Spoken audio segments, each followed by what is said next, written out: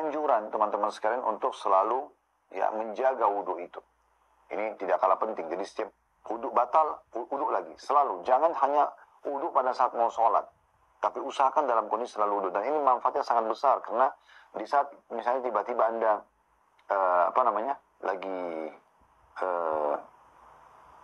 mau sholat ya, dan mungkin sudah tiba masa waktu, misalnya sudah iqamah, Anda tinggal masuk di shaf dan sholat.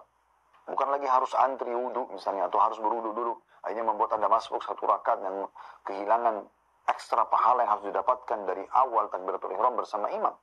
Ya, sebagaimana sabda Nabi SAW, siapa yang tidak ketinggalan takbiratul ihram takbiratul ihram imam 40 hari, maka dia akan selamat dari ya api neraka dan kemunafikan. Dan itu luar biasa. Ya, maka jangan menunda wudhu.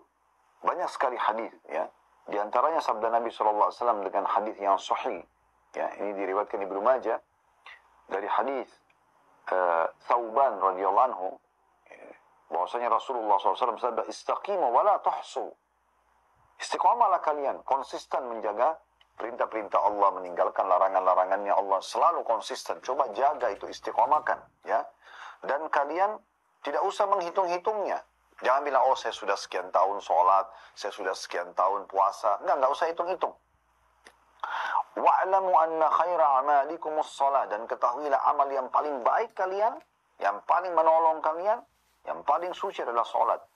Walan yuhafidha 'alal wudu' ilal mu'min. Dan karena sholat ada hubungannya dengan wudu, maka tidak akan menjaga wudu kecuali orang yang hatinya penuh dengan keimanan atau orang mukmin. Ya, berarti ini luar biasa, ya. Ada anjuran untuk menjaga wudu itu, selain Anda mendapatkan keutamaan yang sudah kita sebutkan tadi, 6 poin kurang lebih, ya. Kemudian juga dalam riwayat Ibnu Hibban dari jalan Abu Bilal, dia mengatakan di awal hadisnya, saddidu wa qaribu, berlaku luruslah, ya.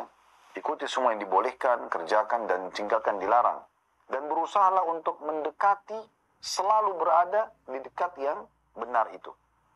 Wa'lamu anna khaira a'malikum as-shalah, dan ketahuilah amal kalian yang paling baik adalah salat. Ini penguat dari riwayat tadi.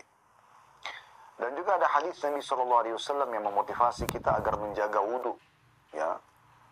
Bukan hanya untuk salat, tapi boleh berwudu kapan saja, walaupun memang salat adalah syarat mutlaknya, ya, wudu itu.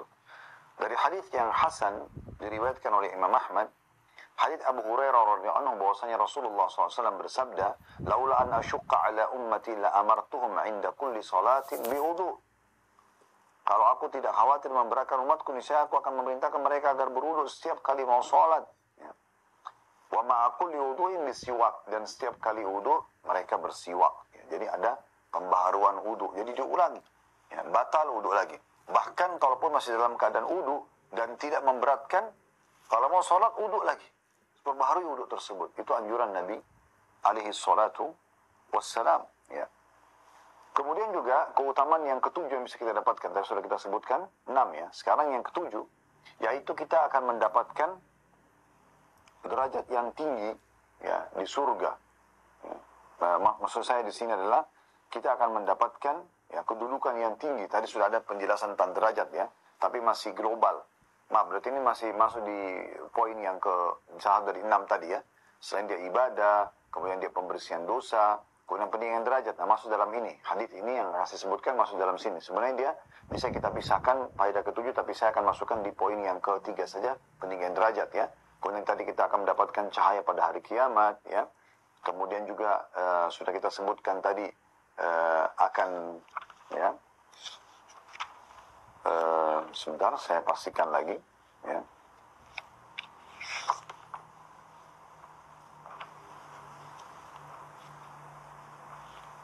Ya, selain mendapatkan cahaya yang terang nanti pada hari kiamat,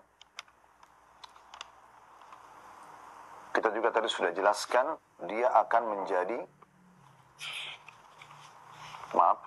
ya,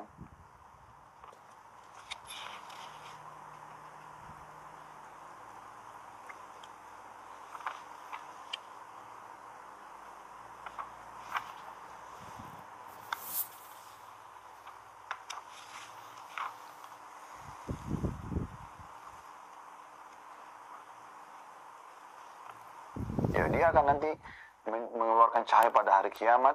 Dia juga nanti ya akan dibanggakan oleh Nabi SAW, ya, karena Nabi SAW bisa mengenal umatnya dari bekas wudhu tersebut. Ya.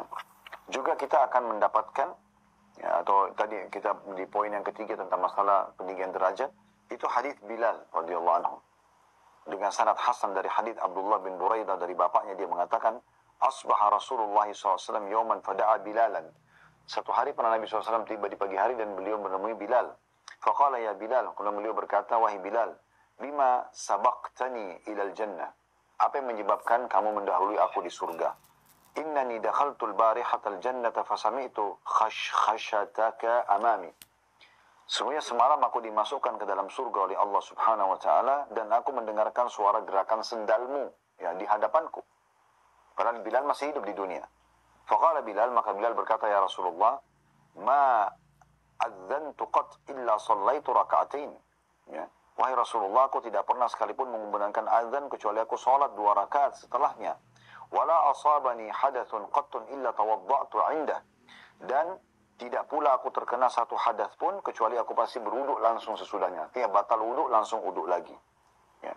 Faqala Rasulullah sallallahu alaihi wasallam bihadza. Lalu Nabi SAW mengatakan dengan inilah. Nah, kita tutup teman-teman sekalian dengan anjuran memulai wudhu dengan baca bismillah.